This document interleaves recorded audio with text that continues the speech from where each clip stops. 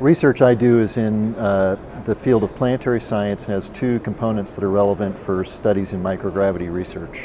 One is the early stages of the formation of the planets.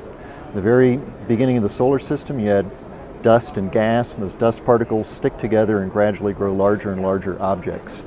Once they're very large, the gravity between those objects helps them stick together.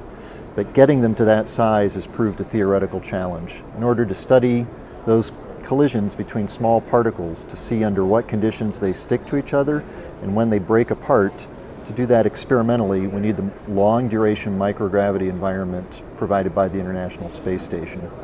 Those same types of collisions are actually also relevant in Saturn's rings and other planetary ring systems, where the collision velocities are very slow and the particles are very small and have a negligible gravity. So we're also studying the evolution of Saturn's rings experimentally by doing collision experiments in microgravity.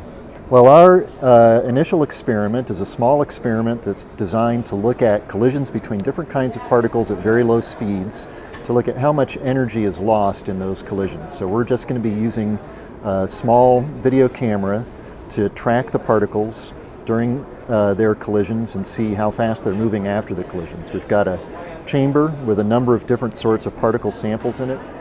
Once it's in orbit, we'll agitate that chamber to get the particles bumping into each other gently, and then we'll just collect video data and see those collisions gently damp out over time. We're using different sorts of particles with different densities, some of them with powder coatings, to try to understand how those different parameters affect how much energy is dissipated in the collisions. Is this a unique experiment? To my knowledge, this particular experiment hasn't been done on space station. Experimental studies like this have been done before. I think we're going to be able to get to a lower collision velocity regime and explore some different kinds of particles than have been explored before.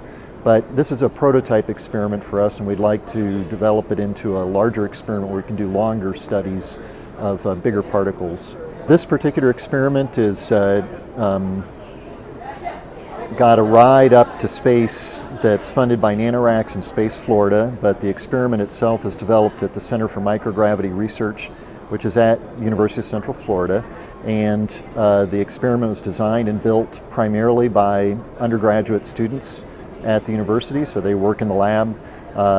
They're getting real hands-on experience in building real space hardware, learning how to work through the inevitable problems that you run into in trying to get things to fit in within your mass and power constraints and that sort of thing.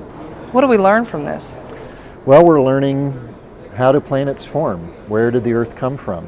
How odd is it that we've got a planetary system with planets like we have today? Under what conditions do planets form? How frequently might they be forming around other stars? What are the conditions necessary for that? So it's about the history and the origin of our own solar system and planetary systems around other stars.